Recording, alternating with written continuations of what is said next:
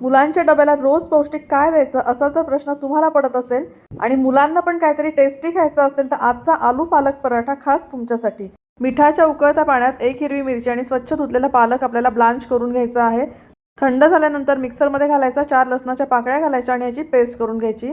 1.5 वाटी गव्हाचं पीठ, पाव चमचा गरम मसाला, चवीनुसार मीठ आणि 1 चमचा दही घालायचं। यामध्ये पालकाची प्युरी घालून ह्याची आपल्याला कणिक मळून घ्यायची आहे। 10 मिनिट ह्याला रेस्ट करायला ठेवूया। तोपर्यंत 2 बटाटे मी उकडून किसून घेतले, 1 लसूण पाकळी देखील किसून घेतली आहे। आता यामध्ये घालूया मुलांच्या आवडीचा चीज क्यूब, तर 1 चीज क्यूब देखील मी यामध्ये किसून घेतला आहे। फ्लेवरसाठी घालूया चिली फ्लेक्स, ओरेगॅनो, चवीनुसार मीठ आणि हिरवी कोथिंबीर मिक्स करून ह्याचे गोळे करून घेऊया। आता हे जी कणिक आहे त्यामध्ये थोडंसं तेल घालून आपण ह्याचे देखील गोळे करून घेऊया।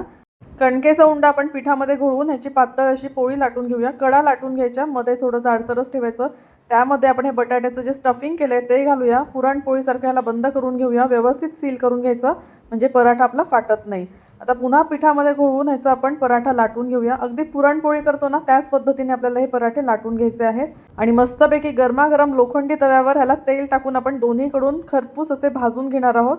गरमागरम तर सगळंच चवदार लागतं, पण हा पराठा ना थंड झाल्यावर देखील एकदम टेस्टी लागतो। मुलांच्या डब्याला जर हा पराठा तुम्ही दिला ना तर लंचसाठी देखील मुलं ह्या पराठ्याची डिमांड नक्की करणार। अशाच हेल्दी टेस्टी रेसिपीजसाठी फॉलो करा।